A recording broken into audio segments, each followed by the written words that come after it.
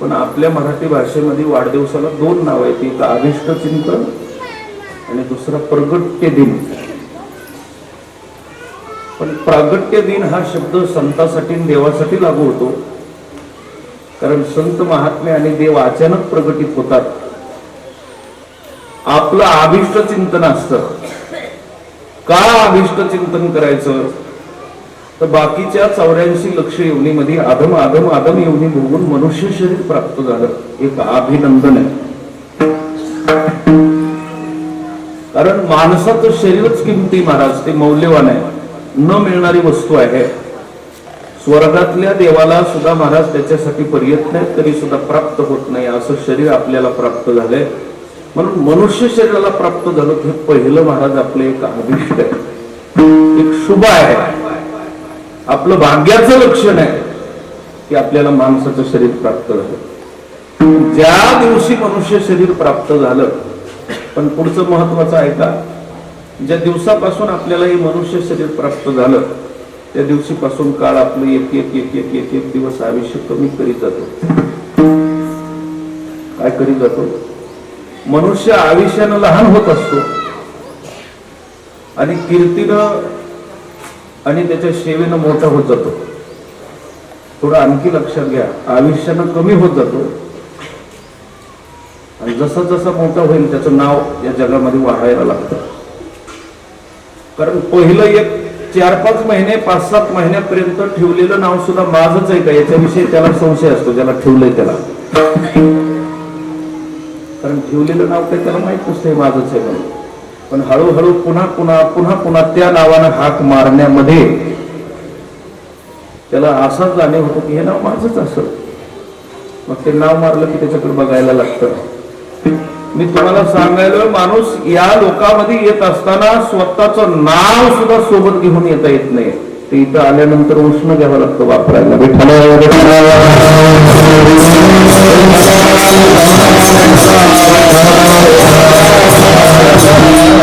ज्ञानोबा गोड वर्णन करतात, उपजलिया बाळकाशी नाव नाही तये पाशी, ठेवलेली नावेशी उदित उठी. जन्माला आल्यानंतर स्वतःचं नाव सुद्धा बरोबर नसतं, एवढं मोकळं या लोकांमध्ये यावं लागतं. पण हळूहळू ज्या तिथीच्या संबंधानं, वाराच्या संबंधानं, राशीच्या संबंधानं जे नाव ठेवलं जातं ना, हळूहळू ते नाव माझंच आहे असं त्याला वाटायला लागतं. नाव ठेवीत असताना सुद्धा नावाच्या संबंधानं त्या लेकराचं काहीतरी कर्म झालं पाहिजे. 5-7 वर्षापर्यंत लेकराला कर्म कळत नाही, पण ठेवलेलं नाव जर शुद्ध सात्विक असेल तर त्या नावाच्या संबंधानं त्या लेकरानं कर्म केलं पाहिजे. म्हणून आयुष्य जन्माला आल्यानंतर कमी होत जातं आणि मनुष्य कीर्ती रूपानं वाढत जातो. हळूहळू गल्लीत ओळख व्हायला जाते, वाढ झाली समजायचं. गल्लीतला गावात पोहोचतो, वाढला समजायचं. गल्लीतून तालुक्यातली बरीच गावं त्याला ओळखायला लागतात, वाढला समजायचं. तालुक्यातून जिल्ह्यामध्ये बरीचशी लोक ओळखायला लागतात, वाढला समजायचं. खालचे लोक ओळखीत ओळखीत जर गळ्यात पवित्र तुळशीची माळ घातली आणि भगवंताची निष्काम सेवा केली तर वरची लोक ओळखतात. कुठले हे थोडं लक्षात घ्या, याला वाढदिवस म्हणतात. खालच्या लोकांनी ओळखणं एवढं मोठं नाही, पण मृत्यू लोकात भगवंताची सेवा करीत करीत वरच्या लोकांना सुद्धा त्याचा हेवा वाटणं हे मनुष्याच्या जीवनाच्या कीर्तीचा वाढवा आहे महाराज. किती हे थोडं मध्ये मध्ये तट तुम्ही निबर मिळाला कडे हे मध्ये मध्ये बंब वाजायला. हॅलो, मध्ये मध्ये कुर्र वाजत आहे काहीतरी.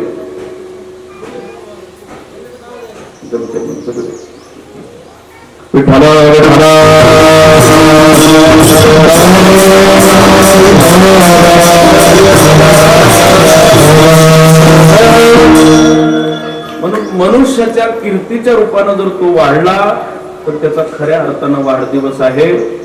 म्हणून 1 वर्षाचा कार्यकाळ या बालकाला आज पूर्ण झालेला आहे आणि तो आता वरचीवर वाढत असताना त्याला धनाचा संबंध येणार आहे, ज्ञानाचा संबंध येणार आहे, संगतीचा संबंध येणार आहे. नको असलेली लोक संगतीत येणार आहेत. अपेक्षेपेक्षा धन प्राप्त होणार आहे. मग धन आल्यानंतर, ज्ञान आल्यानंतर, संगत प्राप्त झाल्यानंतर बिघडू नये म्हणून वाढदिवसाच्या दिवशी चांगल्या चांगल्या माणसाचा आशीर्वाद त्याच्या डोक्यावर राहावा, जेणेकरून 100 वर्षाचा कार्यकाळ सुद्धा या आशीर्वादानं महाराज चांगल्या प्रकारे गेला पाहिजे. हे वाढदिवसाचं एक मुख्य लक्षण आहे.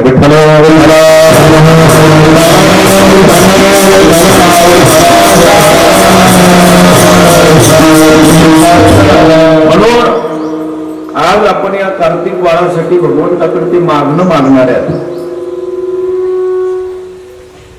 नामदेव महाराज मागणं मागतायत, कारण आशीर्वाद देण्यासाठी सुद्धा मनुष्याची पात्रता लागते. कुणालाही आशीर्वाद देता येत नाही, मनुष्य त्या पात्रतेचा लागतो. कारण कंजूस माणसाला आशीर्वाद सुद्धा देता येत नाही, हे लक्षात ठेवा. जो माणूस दानासाठी उदार आहे तो आशीर्वाद देऊ शकतो. ज्याला जगामध्ये कुणाला दान करायची सवय नाही. मी तुम्हाला आणखी एक सांगतो, शास्त्र असं सांगतं, जमीन घर दान देऊ शकतो, पण आशीर्वाद हे त्याच्यापेक्षा दान देण्याची मोठी शक्ती म्हणा. पैसे दान देणारा आशीर्वाद देऊ शकत नाही, कारण त्याची वृत्ती कंजूस असते. तो स्वतःच्या मुलावर, पत्नीवर, घरावर, स्वतःच्या शरीरावर प्रेम करणारा असतो. आणि जो लौकिक विषयामध्ये आसक्त असेल ना, असा दुसऱ्यासाठी आशीर्वाद सुद्धा देऊ शकत नाही. म्हणून आशीर्वादाची पात्रता लागते. तो आशीर्वाद देण्यासाठी त्याची वृत्ती निष्काम पाहिजे. आणि असा जो कोणी निष्काम वृत्तीचा असेल तो विठेवर उभा असणारा पांडुरंग आहे. पांडुरंग जगामध्ये सगळ्याला आशीर्वाद देतो. नामदेव महाराज सुद्धा म्हणतात माझे आशीर्वाद देण्याची पात्रता नाही, म्हणून अशा कुळाला भगवंता तो सुदीन आणि सुकुळीन करावं असा आशीर्वाद मागतायत अभंगाचे. नामदेव महाराज भगवंताकडे मागणं मागतायत.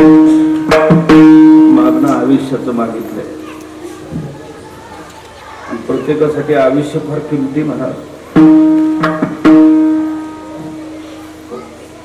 कुणाला किती आयुष्य प्राप्त झाले हे आपल्याला माहित नाही. काही वेळेस आयुष्य सरून जात आणि त्यानं धरलेली कर्म अपूर्ण राहतात आयुष्यात करायची.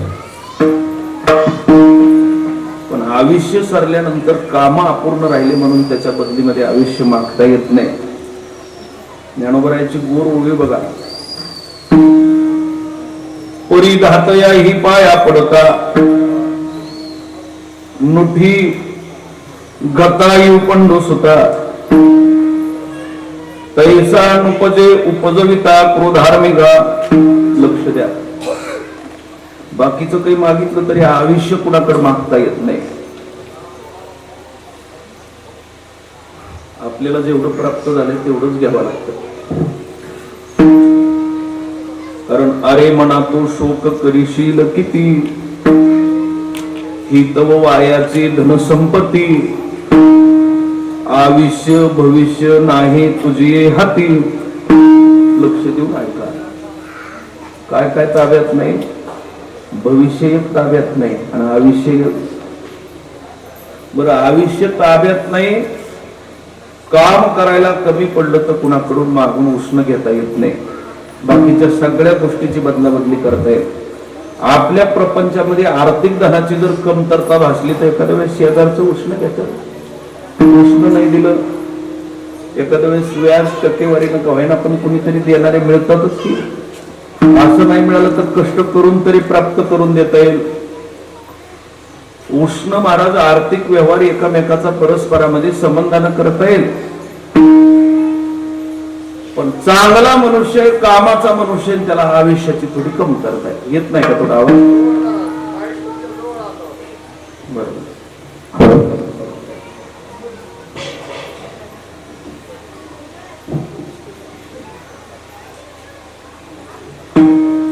गरजेच्या माणसाला आयुष्य कमी आहे.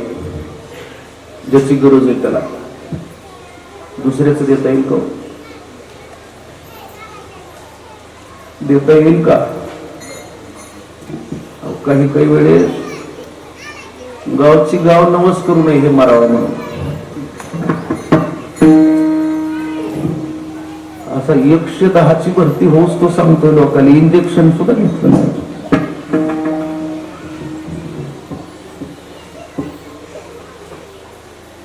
ज्याची गरज आहे त्याला कमी आयुष्य आहे, आणि जे सगळ्याला नको नकोसा झालाय. मी सांगत नाही, शेजारी म्हणती मरे, बऱ्याचशा माणसाच्या मरणाची वाट बघून आहेत लोक.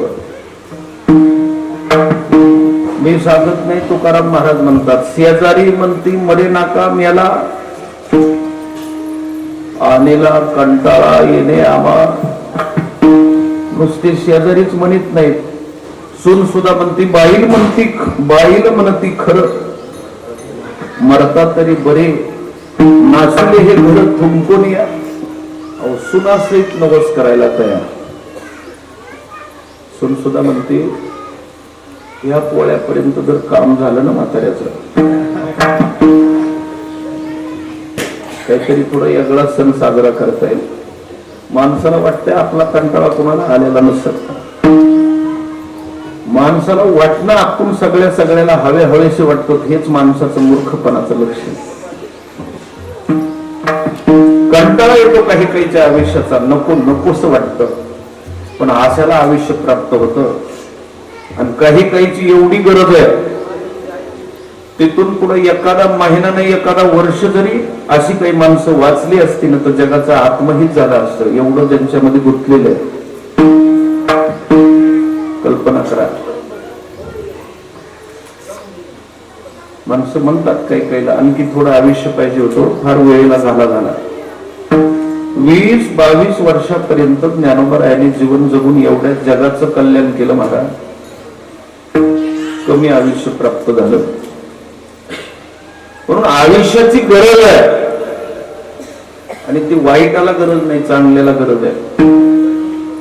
ज्याचं कर्म भगवत अर्पण स्वरूपाचं असेल, ज्यानं जीवन भगवंताला समर्पित केलेलं असेल, ज्याच्यापासून जगाला कुठल्याही प्रकारची आपत्तीनाम त्रास होत नाही, अशाला आयुष्याची गरज आहे.